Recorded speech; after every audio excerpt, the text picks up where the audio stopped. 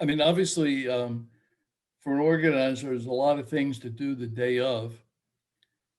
And I would say for a new organizer, the best thing they could do is don't try to do it all themselves. Get an experienced BJCP judge to be your chief of staff or whatever to help plan the competition, particularly the day of, because they've done it before. They know what the judges need. They know how they should be run. And then once an organizer has been through this once or twice, they'll be fine on their own. But a checklist is an excellent means of making sure they haven't forgotten something, because it's easy to forget on the day of. You have to have beer. You have to have the beers. You have to have access to them. You may have to have the carriers to carry them. People don't think about that, but it's not just having the beer in cases in a cooler, but you have to have maybe 6-pack holders or whatever is prevalent in your area. You've got to have copied all the forms, judging forms, and have enough of them. You've got to have enough cups for everybody for the whole day. Pencils. One of the things that's most forgotten is having enough pencils for people. There's bound to be some judge that shows up with not their own, and he says, "Anybody got a pencil?" So having sharp pencils is key. Water, glasses, cups for the judges. Crackers, some sort of neutral bread or crackers that they can cleanse their palates with.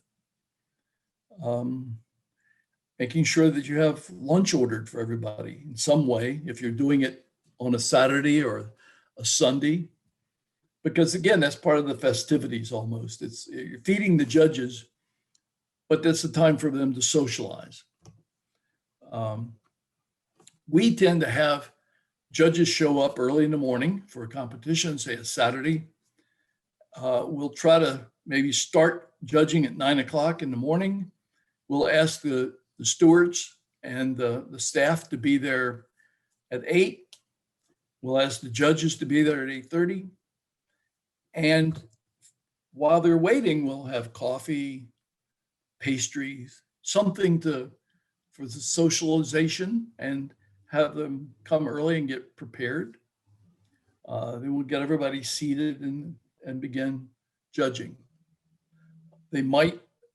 Some competitions will do a round of a beer as a way of synchronizing everybody's judging palate.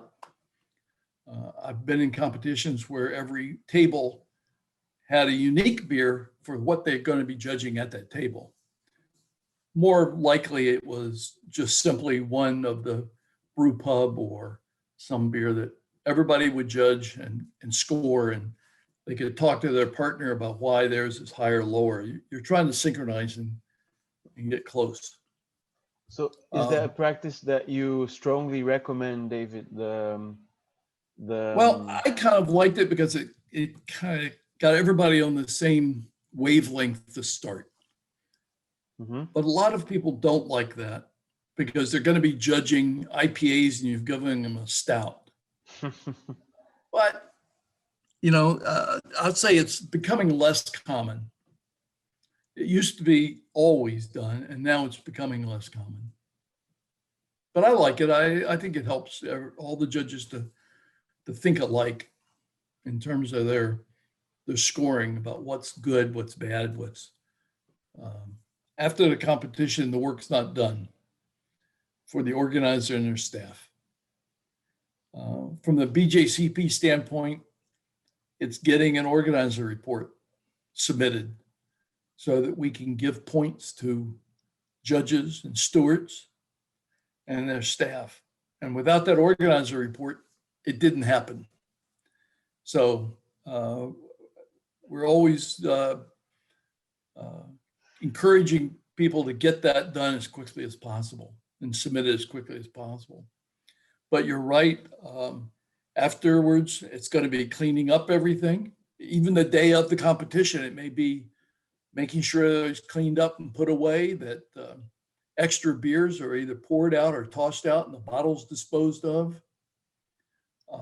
Sending out certificates or medals or prizes to the people that won, notifying them of what, and sending the score sheets back out to everybody so that they have their score sheets. Now, the newer software like BAP allows that to be emailed or for them to actually go into the database and find their own score sheets. So that's less work.